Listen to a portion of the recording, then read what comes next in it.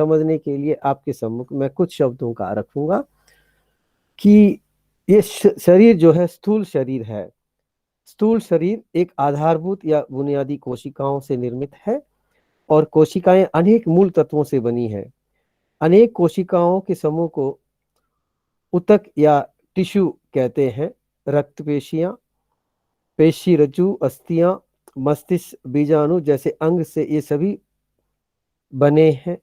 शरीर देखने में एक ही संरचना या ढांचा जैसा प्रतीत होता है, वास्तव में ऐसा नहीं है।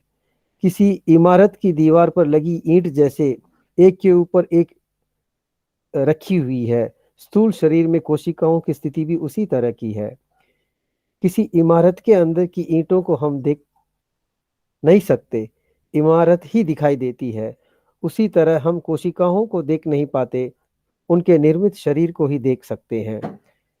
शरीर के प्राकार्य के अनुकूल लाखों करोड़ों संख्याओं में नई नई कोशिकाएं उत्पन्न होती है और पूर्ण विकसित होकर अपने काम पूरा करने के बाद ये पुरानी कोशिकाएं अपने आप मिट जाती है।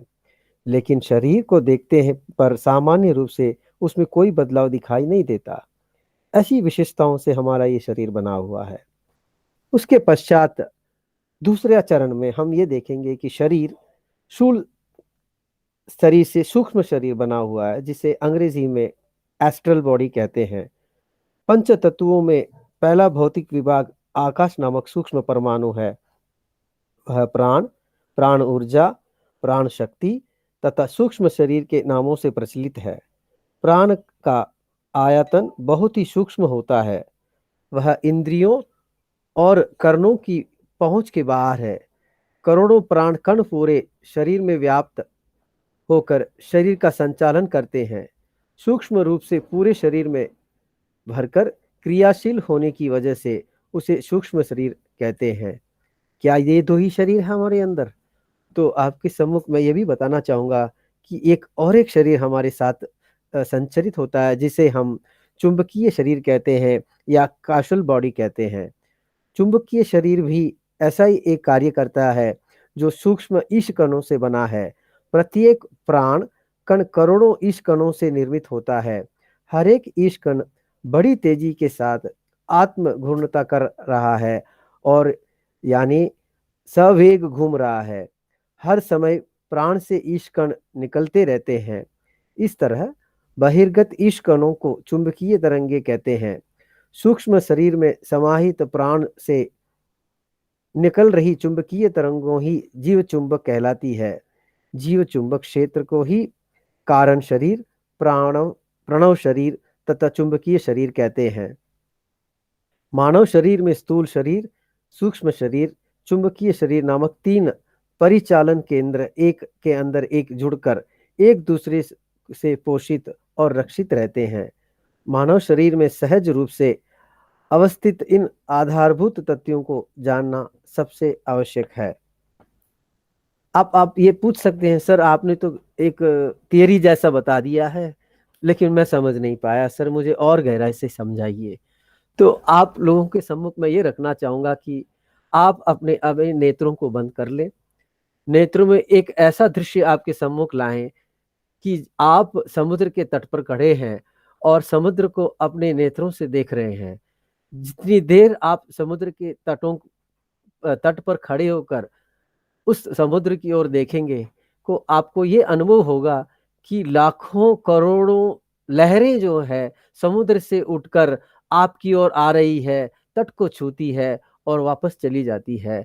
इसी प्रकार हमारे मन में भी जो विचारधाराएं हैं, करोड़ों करोड़ों विचारधाराएं हमारे अंदर उत्पन्न होती है, आपके सम्मुख आती है और अपने आप मिट जाती है।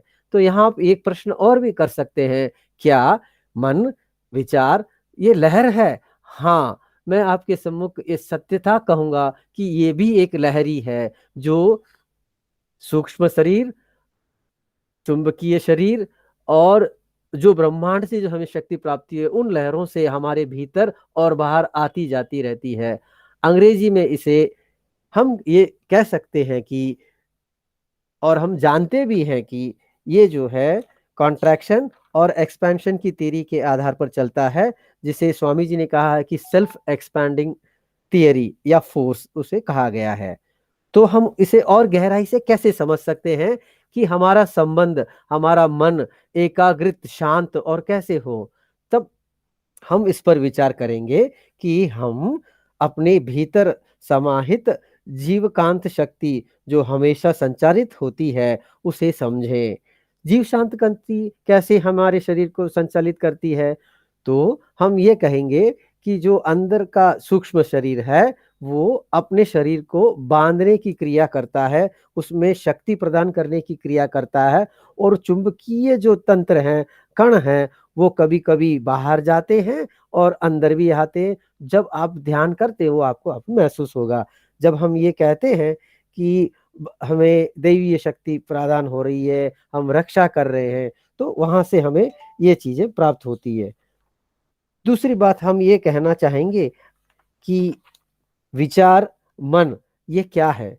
विचार मन वही है जब मन इंद्रियों के साथ जुड़कर उस एक एक विचार को समझता है, उसे परखता है, उसे देखता है, तो वो विचार कहलाता है। और वो मन के साथ जुड़ने के कारण वैचारिक हो जाता है। तो आप ये पूछेंगे कि ये कहाँ से उत्पन्न होता है, इसका मूल स्थान कहाँ है, जब हम सोचते हैं तो कहाँ जाके रुक जाता है? ऐसे विभिन्न विचार हमारे मन में उठ सकते हैं। तो हम इस पर भी विचार करेंगे कि जब कभी भी जीवकांतीय शक्ति हमारे पूरे शरीर में संचारण करती है, तो वहाँ वो लहर के रूप में उत्पन्न होकर हमारे इंद्रियों के साथ मिलकर जिस वस्तु से हमारा टकराव होता है, वहाँ से वो विचार के रूप में हमारे मन में एक भाव रूप देती है। तो मन को समझने के लिए हमें कारण कहना करना चाहिए को भगवान को मन के रूप में ही देखना चाहिए। कैसे इसको हम समझें? इसकी गहराई को हम जानने के लिए हम और अधिक अंदर चलना पड़ेगा इसमें कि मन ही विचार है, वो कैसे संचालित होता है, मन के बिना मनुष्य नहीं रह सकता। तो ऐसे कुछ विचारों को हम मनुष्य के जीवन के द्वारा ही हम जान सकते हैं जो रहस्यमय है। मनुष्य का सबसे बड़ा रहस्य ही मन है। तो कैसे है कोई भी नहीं बता सकता है। मन से ही सभी इच्छाएं होती है, जैसे जो हमारे पंच तत्वों से जुड़कर जो इच्छाएं जागृत होती है वो उससे होती है। जीवन में सभी समस्याएं छोटी हो या बड़ी, उसकी अ, आवश्यकता और अनावश्यकता पर हम विचार नहीं करेंगे। लेकिन एक शब्द आप लोगों के सम्मुख में ये रखना चाहूंगा कि उन समस्याओं को हम सिर्फ एक अ, अ, उम, एक स्पेक्टेटर के रूप में ही देखें, ना कि उसमें हम अपने आप को जोड़ लें। जब स्पेक्टेटर के रूप में देखेंगे, तो जिस प्रकार समुद्र में लहर उठकर अपने आप वापस चली जाती है, उसी प्रकार हमारे जीवन में आने वाली समस्याएं भी जैसे आएगी, वो वैसे ही टल जाएगी। तो इस तत्व को और गहराई से जानने के लिए आपको मैं ये बताना चाहूँगा कि दैवीय शक्ति ही, जिसे हम स्टैटिक स्टेट कहते हैं, वो ही एक लहर बोध के आधार पर अपने आप को एक शक्ति के रूप में परिवर्तित कर उसके बाद जितने भी आपके सम्मुख जो परिवर्तन आपने देखे हैं, जिसे हम कहते हैं कि आकाश तत्व, उसके बाद हवा है जो माने प्राण तत्व है, उसके बाद जो है जल तत्व, अग्नि तत्व और स्थूल तत्व, इनका परिवर्तन भी दैविक शक्ति के समाहित रूप का ही एक परिवर्तित स्वरूप है।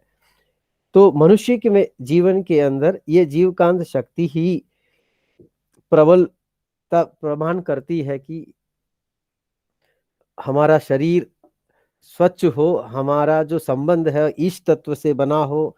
इन छोटी छोटी चीजों को हम समझें।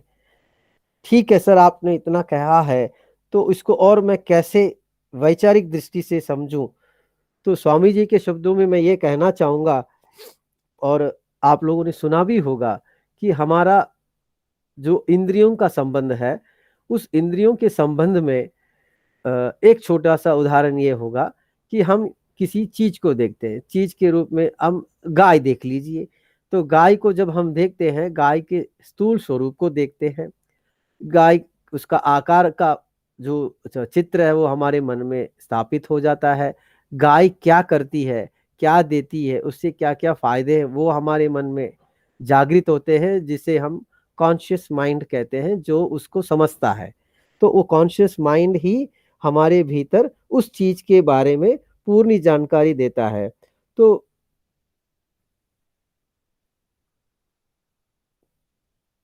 यह परिवर्तन की जो शैली है वो छोटे छोटे कण के रूप में, माइक्रोबाइट्स के रूप में, अंग्रेजी में या कंप्यूटर इसमें कहेंगे कि चिप। एक अगर आप हम बाजार से एक 32 GB का एक पेन ड्राइव लें, आप कितने फाइल्स उसमें रख सकते हैं आप जान सकती हैं। तो उतना बड़ा करोड़ों सालों का एक कोष जो हमारे अंदर ईश्वर ने दिया है, जहां प्रथम मनुष्य से लेकर आज तक जो हम आपके सामने बोल रहे हैं, तो आज तक का जो वैचारिक गुण है, विचार है, जिन जिन लोगों ने जो जो अनुभव किया है, चाहे वो मनुष्य हो या जानवर हो, या जो परिवर्तन हुआ है, जैसे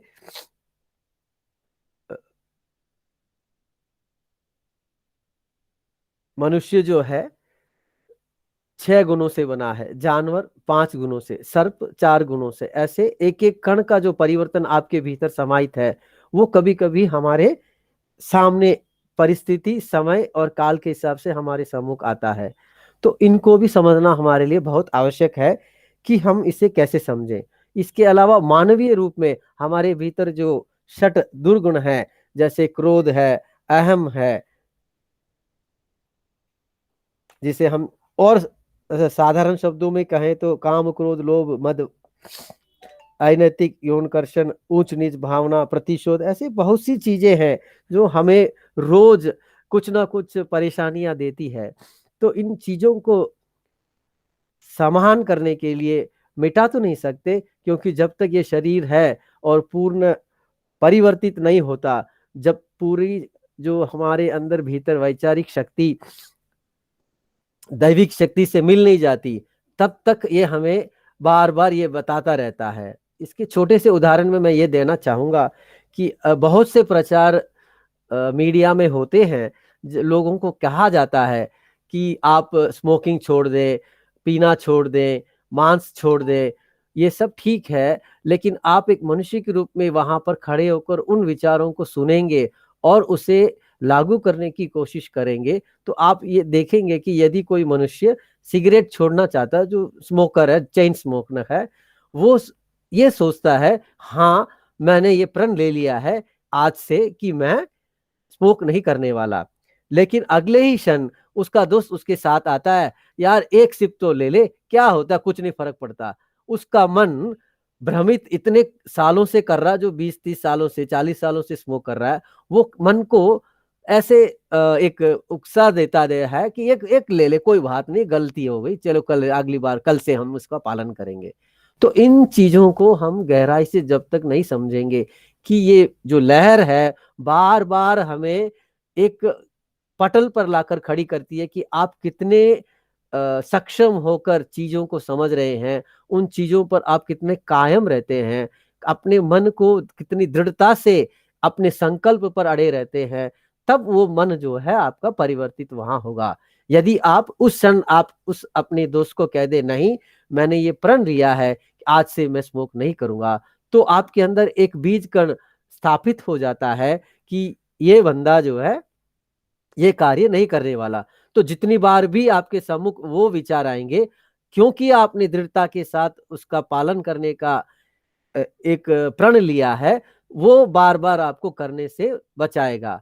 तो इसी प्रकार हमारा मन शुद्ध होने के लिए, इस शक्ति को प्राप्त करने के लिए, हमारे मन में शुद्धता, परिवर्तित जो भी गुण हमारे भीतर आने के लिए, हमें इन चीजों की आवश्यकता है कि हम हर एक विचार को सत्य, जरूरत है, जरूरत नहीं है, उस पर वैचारिक दृष्टि डालते हुए, उसके गुण और अवगुण को ध्यान में रखते हुए हम इस पर यदि कार्य करेंगे, तो वास्तव में हम उस दैविक शक्ति को समझ पाएंगे और हम खुद परिवर्तित होकर हम सब को अपने भीतर समाहित हो पाएंगे। तो आप ये भी पूछ सकते हैं, तो ये संचालन हमारे भीतर कैसे होता है?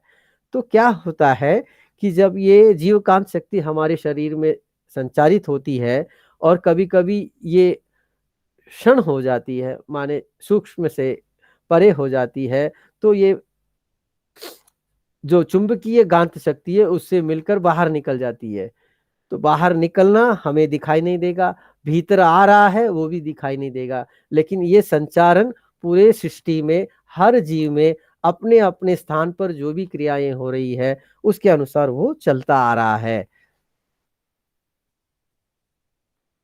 तो सर हम अपने आप को शांत कैसे बनाएं, ये आप मुझे पूछ सकते हैं।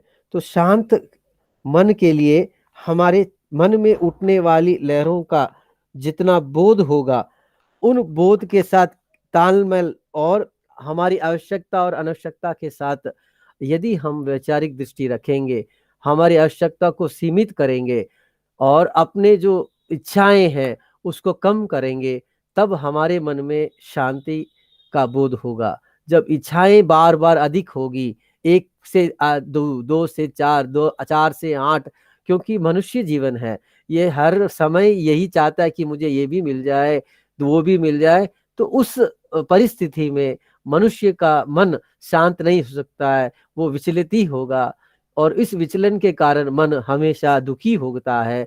दुखी के कारण व्याधि होती है, व्याधि के कारण जर्जर की अवस्था आती है और जर्जर के कारण मनुष्य शीघ्र पतन की ओर चलता है, जिससे हमें नहीं स्वीकार करना है। हमारा जीवन बना ही है कि हम इस शक्ति का बोध करें, ईश्वरीय जो शक्तियां हैं उसको लोगों के अंदर जागृत करें, उनके मन में भी ऐसे ही दैविक भाव, प्राकृतिक भाव के साथ जोड़ते हुए उनको समझाएं कि ये उनके लिए नहीं है।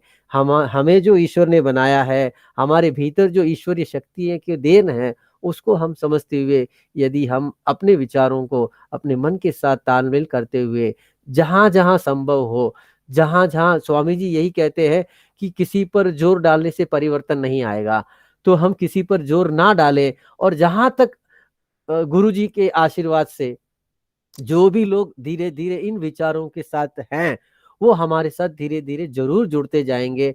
और हम मुझे पूरा विश्वास है कि विश्व एक दिन एक ही धर्म के साथ चलेगा, वो रहेगा वेदात्रियम, और कहीं पर भी कोई सीमाएं नहीं रहेगी। हर मनुष्य आनंद के साथ उस परम पिता शक्ति जो है, जो सूक्ष्म शक्ति है, उसी का बोध करते हुए जिएगा। और मैं आशा करता हूँ कि गुरु जी का आशीर्वाद आप लोगों पर भी रहे और हम इस कार्य को आगे बढ़ाते बढ़ाते हमारे जो गुरु जी का लक्ष्य है उसको हम पूर्ण करने में उनका सहयोग करें। आशा है इन शब्दों में आपको कुछ समझ आया होगा और आप भी साथ देते हुए इस कार्य में सबको आगे ले जाएंगे। इसी चंद शब्दों के साथ आपको बहुत बहुत धन्यवाद। आपने सब्र के साथ मुझे सुना और आशा है आप लोगों का आशीर्वाद हमें प्राप्त होगा। धन्यवाद। जिए संसार, जिए संसार, जिए समृद्ध। बहुत बहुत धन्यवाद भरत कुमार जी। यहाँ मन और विचार आधे घंटे की अल्पावधि में प्रस्तुत करना बहुत दुस्तर कार्य होगा, फिर भी भरत कुमार जी ने अपने शब्द बहुचारों द्वारा, यानी शब्द एक प्रकार से वो शब्द आते रहे एक वृष्टि के समान। सो हमें उन्होंने चंद शब्दों में ही मन और विचार, मन क्या होता है, मन किसके आधार पर है और विचार का जन्म स्रोत क्या है और कहाँ ये प्रतिबिंबित होते हैं या परिवर्तित होते हैं, उसका असर क्या पड़ता है, उसकी प्रतिक्रिया क्या होती है, इस पर उन्होंने बड़े अच्छे ढंग से समझाया है। अब आगे प्रश्न मंच खुला है। मैं माननीय श्रोतागणों से प्रार्थना करता हूं कि वो अपने प्रश्न को अनम्यूट या हाथ बटाएं बटन द्वारा प्रस्तुत करें, और हमारे माननीय भरत कुमार शर्मा जी उपस्थित हैं आपके प्रश्नों के लिए समाधान देने के लिए। स्वागत है, प्रश्न मंच खुला है। सबसे विनती है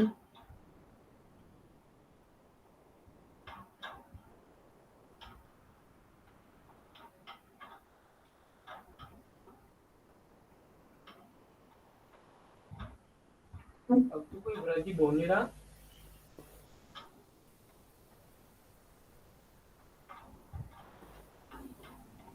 ओपन करो ना सब बाहर। ए भगवान मेरा।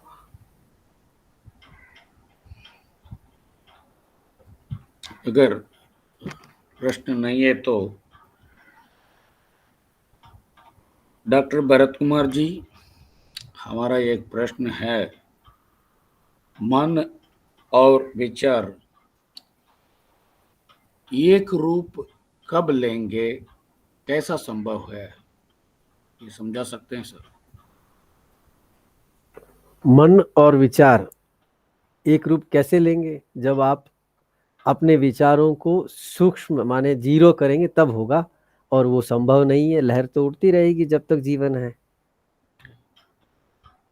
और यही है कि हम जब ईश्वरीय शक्ति माने जो परमपिता परमेश्वर की शक्ति को समझ लेंगे, प्राकृतिक रूप को समझ लेंगे, तो हमारा मन में जो वैचारिक जो भावनाएं उठती है जो इंद्रियों के साथ, वो खत्म हो जाएगी। जब इच्छाएं खत्म हो जाएगी, अपने आप वो हमारे सम्मुख आ जाएगी कि दोनों समान है।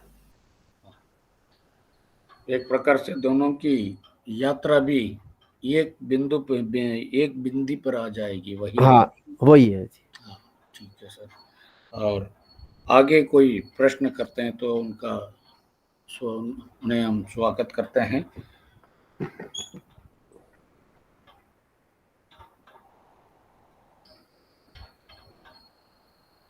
अगर प्रश्न कुछ नहीं है तो सत्र के समापन पर आ जाते हैं। अब सबसे सवनीय प्रार्थना है कि तुर्यावस्था पर आ जाइएगा।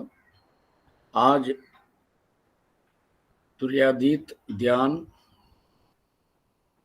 भव्य ढंग से आयोजित करने हेतु माननीय प्रोफेसर सरवणन जी को शुभकामनाएं अदा करते हैं। माननीय प्रोफेसर सरवणन जी हैं समृद्ध, समृद्ध, उनके परिवारीजन जिए जिये समृद्ध, समृद्ध, उनकी दीर्घायु जिए जिये समृद्ध, समृद्ध, उनकी स्वस्थता जिये समृद्ध, समृद्ध, उनके जीवन संपदाएं जिये समृद्ध। आज मन और विचार रूपी गहन तत्व को बड़े अच्छे ढंग से, सुरुचिपूर्ण ढंग से प्रस्तुत करने वाले माननीय प्राध्यापक भरत कुमार शर्मा जी को शुभकामनाएं अदा करते हैं। माननीय भरत कुमार शर्मा जी हैं समृद्ध, उनके परिवारीजन जिए समृद्ध, उनकी स्वस्थता जिए समृद्ध, उनकी दीर्घायु जिए समृद्ध, उनकी आध्यात्मिक चिंतन जिए समृद्ध, उनकी जीवन संपदाएं जिए समृद्ध, जिए संसार, जिए संसार, जिए समृद्ध। आज प्रातः 7 बजे से लेकर 8 बजे तक इस समयावधि को भव्य बनाने हेतु आयोजकों के प्रति, भाग लेने वाले आप लोगों को और दिल्ली एनसीआर स्काई ट्रस्ट की ओर हम हृदय से कृतज्ञता ज्ञापित करते हैं और आशा है अगले रविवार किसी अन्य सुविचार को लेते हुए आपके सामने प्रस्तुत होंगे। तब तक आज्ञा दीजिएगा। समापन की दृष्टि से हम धनलक्ष्मी जी से निवेदन करते हैं कि वो विश्व कल्याण कामना गीत गाएं और सत्र की समाप्ति हो जाए। जिये जिये संसार, जिये समृद्ध। जिए संसार, जिए संसार, जिए समृद्ध। सबको प्रणाम। विश्व कल्याण शुभकामना। भवभर यथावत पर्याप्त वर्षा उपलब्ध हो, कृषक महाजन सहर्ष धान्य वृद्धि करें, बहुउद्यम परिश्रमी सुसंपन्न हो, इंगित ज्ञान जन्म बृहत् ज्ञान संस्कृति वर्धक हो, कलह कपट ईर्ष्या वैर पार सुशासन हो, निरक्षरता निर्धनता कलंक सब मिट जाए, कल्याणकारी सत्व ज्ञान दीप प्रज्वलित हो, कर्तव्य हमारे नैतिक जीवनोन्मुख श्रेष्ठ हो, कर्तव्य हमारे नैतिक जीवनोन्मुख श्रेष्ठ हो, कर्तव्य हमारे नैतिक जीवनोन्मुख श्रेष्ठ हो। जिए संसार, जिए संसार, जिए समृद्ध। शांति ही, शांति ही, शांति ही। पूरे विश्व में सुख समृद्धि और शांति प्राप्त हो। धन्यवाद जी। बहुत बहुत धन्यवाद। अगले हफ्ते इसी वक्त किसी अन्य विचार को लेते हुए आपके सामने प्रस्तुत करेंगे। तब तक आज्ञा कीजिए। जिये संसार, जिये संसार, जिये समृद्ध। வாழ்க வளமுடன். வாழ்க வளமுடன்.